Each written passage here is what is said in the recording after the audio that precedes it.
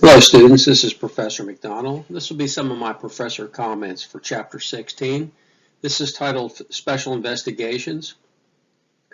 A quick overview. Investigators will often be involved in cases that are outside or beyond their field of expertise.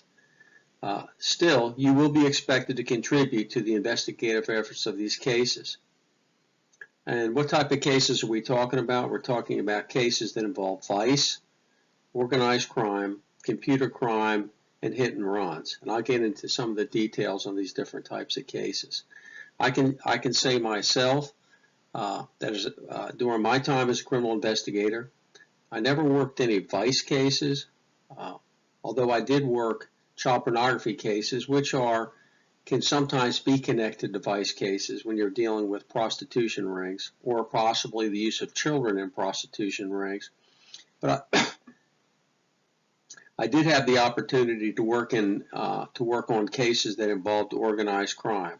These are high-level investigations. There's a lot of satisfaction that goes with working these type cases.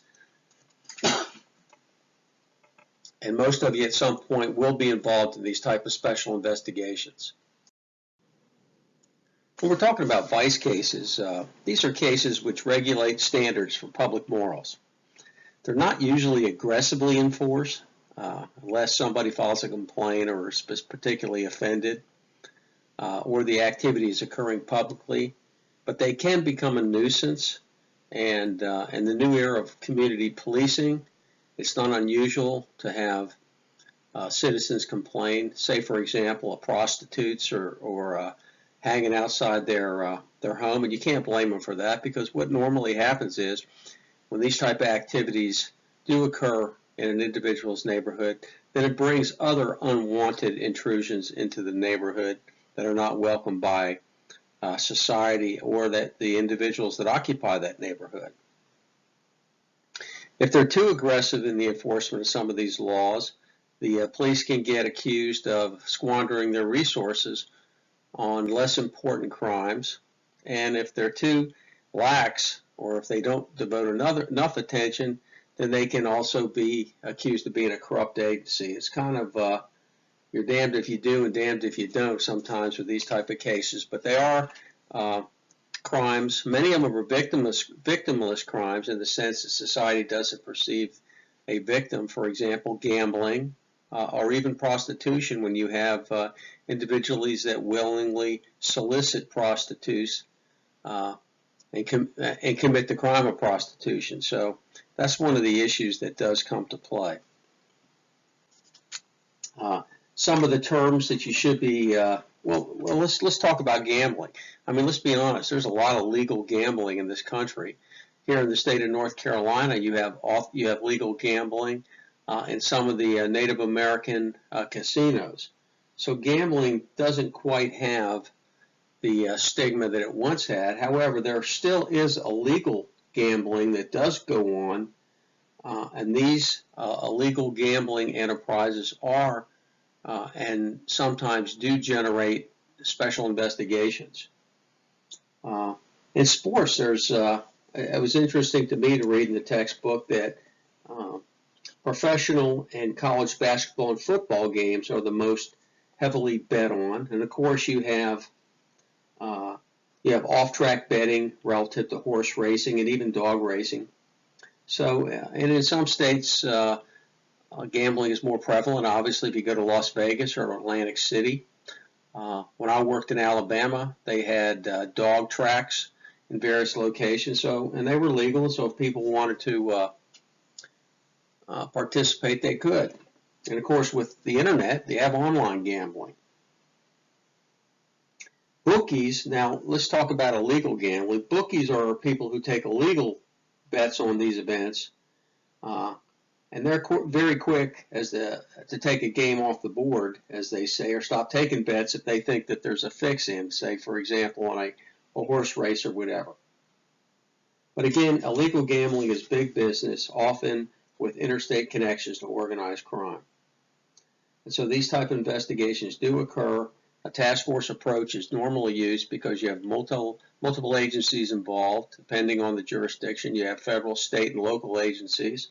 Federal agencies could be the FBI, Internal Revenue Service relative to the tax aspect of it. So there are multiple agencies that can be pulled into this type of work. Most of you are familiar with prostitution. Prostitution is, in a very few limited locations in the country, is legal. Nevada being one of those places you've probably heard about. They even used to have a TV show about one of the, quote, cat houses out there. But nonetheless, in most states, prostitution is legal. Solicitation of sex for the purpose of prostitution has been committed when the prostitute is willing to perform a sex act for a specified price. Along with an act in furtherance of committing that sex act, and that act would be getting into a person's car. The individual that solicits the prostitute, that person's called a John. The individual that would control the prostitute, or even multiple prostitutes, that individual is called a pimp. And there's different types of prostitution, and I'm not going to read all these to you. I'll just mention them briefly.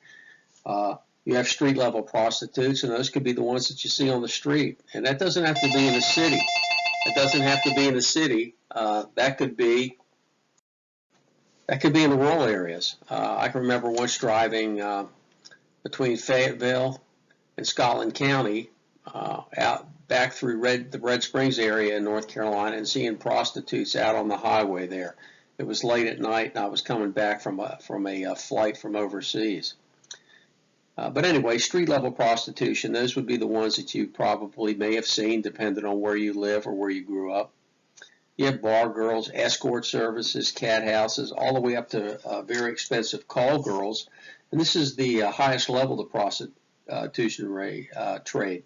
These women only provide service to clients they know or have been referred to them by a person they know and trust.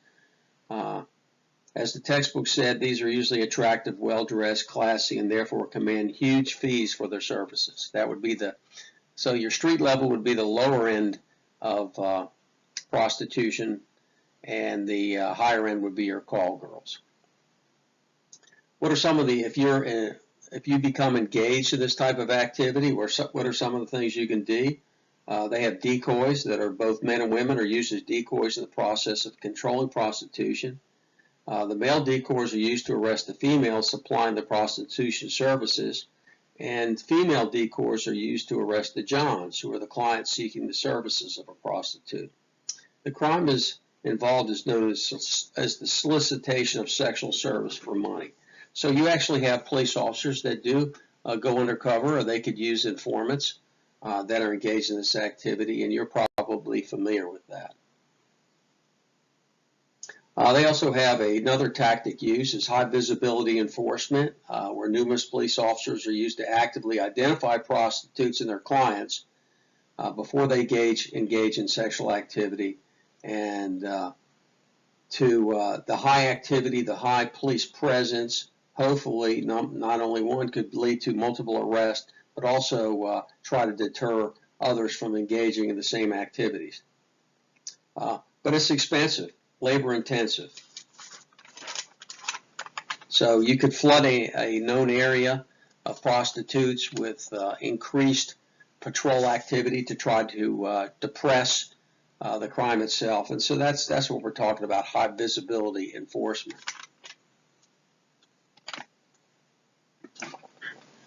Sometimes they use court orders to restrict prostitutes from certain areas. This would be considered to be a restraining order.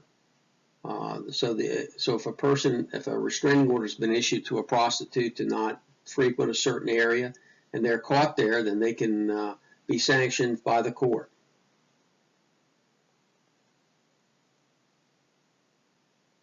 But to be honest with you, according to our textbook, judges are reluctant to use such orders to control prostitutes. They would rather put that sort of activity responsibility on the police to handle those, and not use the courts as much unless there's a prostitute that's known to be infected with communicable diseases such as AIDS.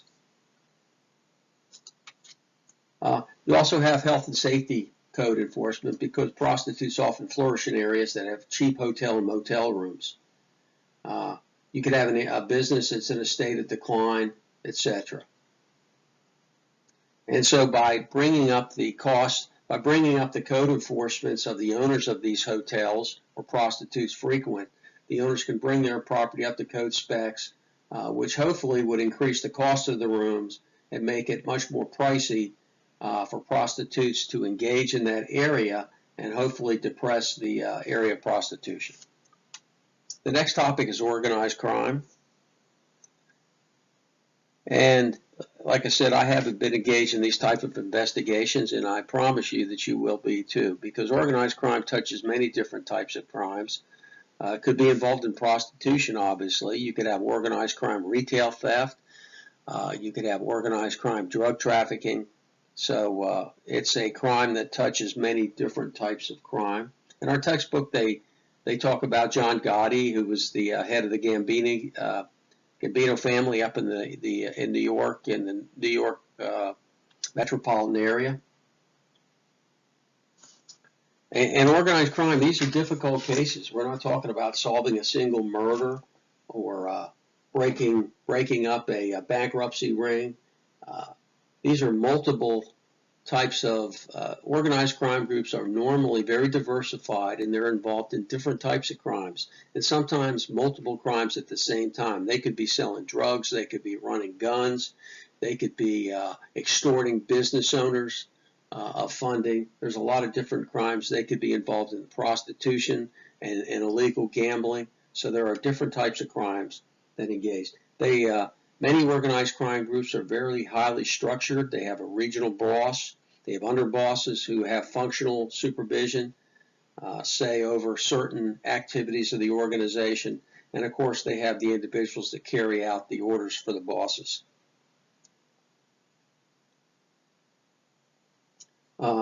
This hierarchy of command is one of the characteristics of organized crime. And the second characteristic is the corruption of weak and foolish public officials. So if you have weak public officials that can be corrupted,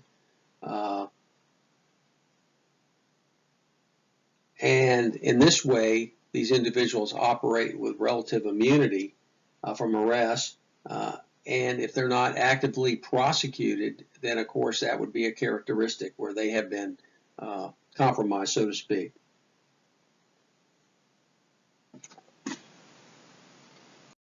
And of course, probably the most disturbing of all the characteristics is the use of death or murder. Is they have a creed of death to anyone who informs on the crime syndicate.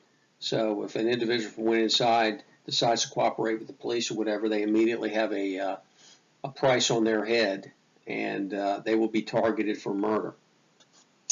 So these are some of the characteristics that we see with these groups. What are the natures of their operations? Labor union, they infiltrate labor unions.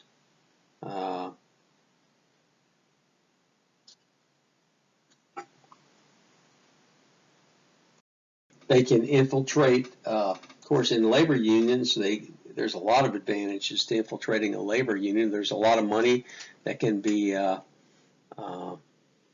goes through unions with union dues, etc. And by controlling this money, money can be embezzled from the unions. They can also orchestrate where they have what we would call somebody that supposedly is working for the union, but he's not working at all. He's like a ghost phantom employee, and that individual is being paid, and it's a way they can launder money. And of course, when they infiltrate a legitimate business, they can use that business in furtherance of their own economic gains. In other words, they could monopolize certain aspects of the industry where certain trucking firms get all the contracts, this sort of thing. And this, of course, goes against the American spirit of competition. And of course, the strength, the characteristic activity, the strength of their activity is they do work together.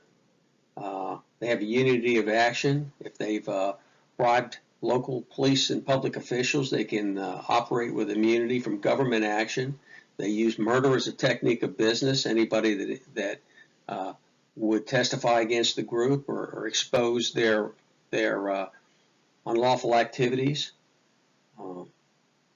Their methods are expansionist. They're always looking for different opportunities, whether it be entering into prostitution rings, taking over the business, or even infiltrating a legitimate business and using that for their own means, or even infiltrating, like I said, labor unions and corrupting the union itself for their own illegal monetary gains.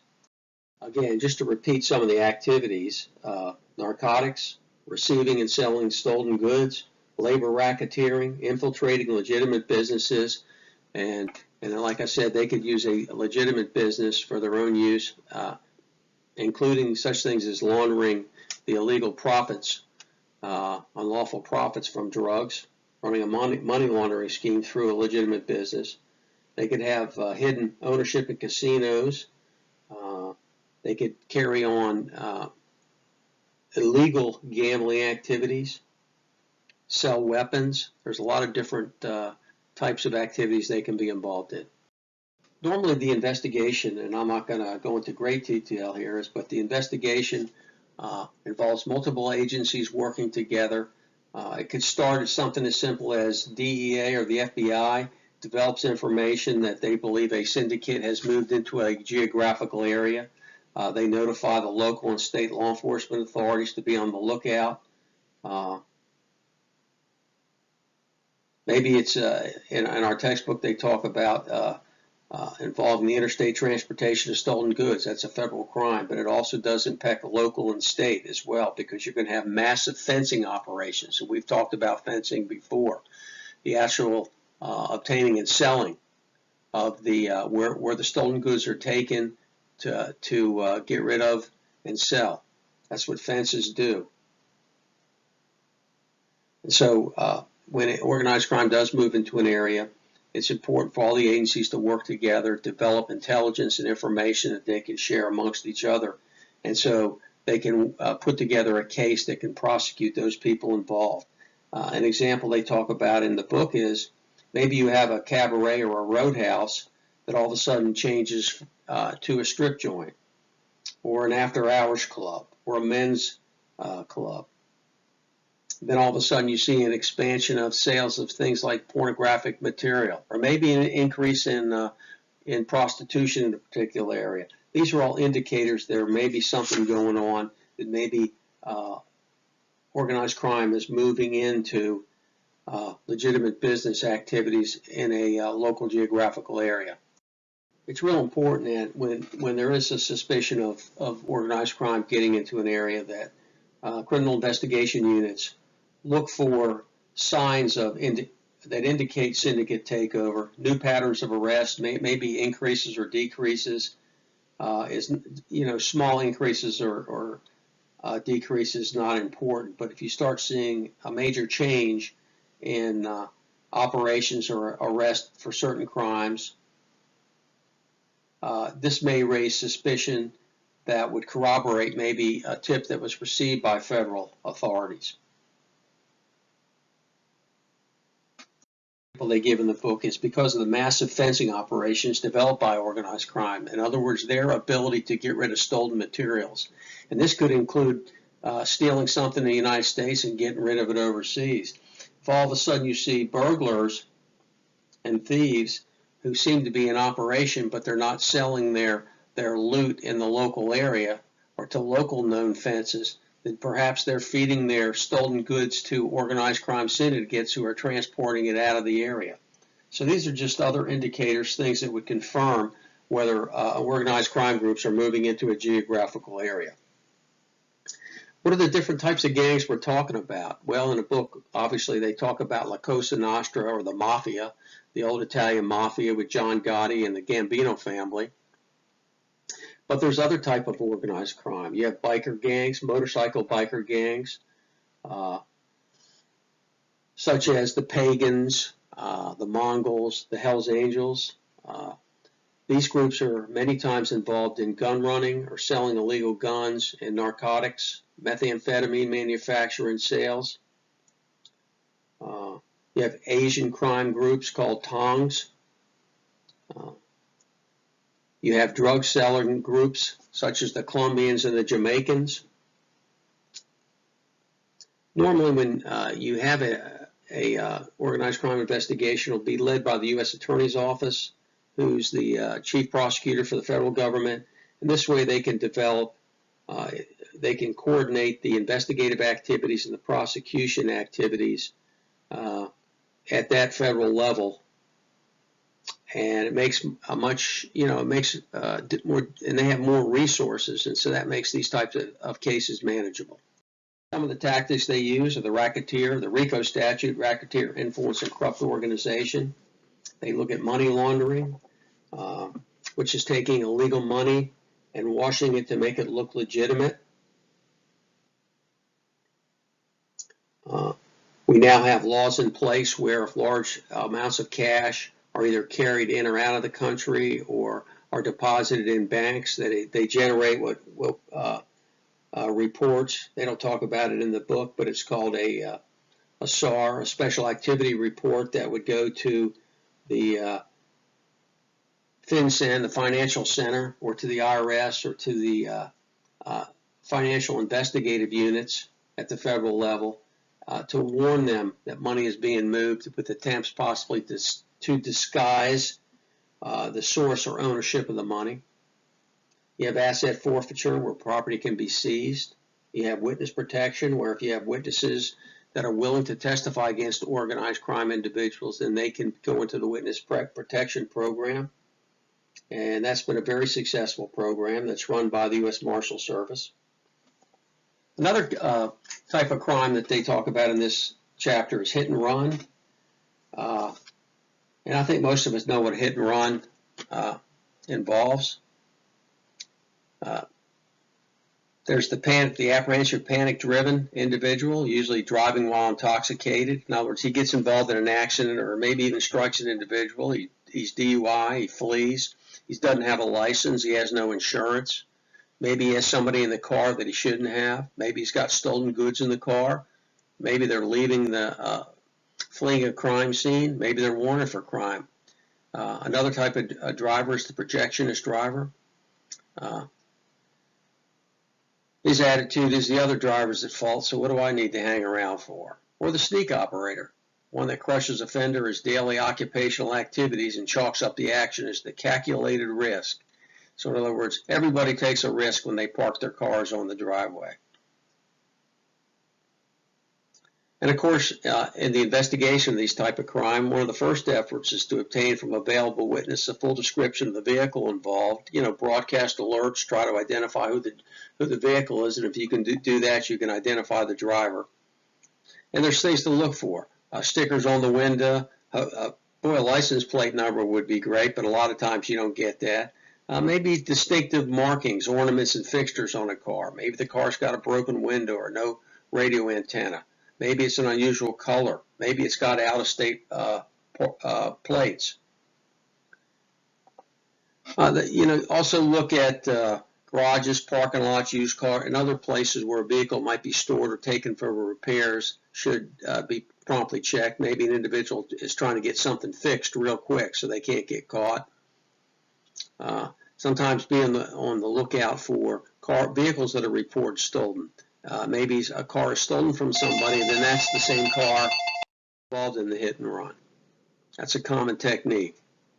And of course, a vehicle is a crime scene, so there's a lot of different things to look for.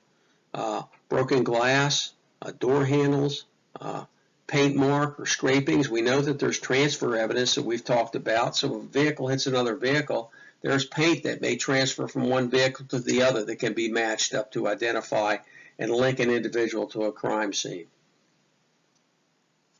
And then once you move further, what's the person doing in that area? Sometimes they'll do stakeouts to see if it's somebody that goes by frequently. Maybe they're on their way back and forth to work. But again, that transfer evidence from a physical evidence standpoint, that can be very powerful evidence that can help resolve these type of cases.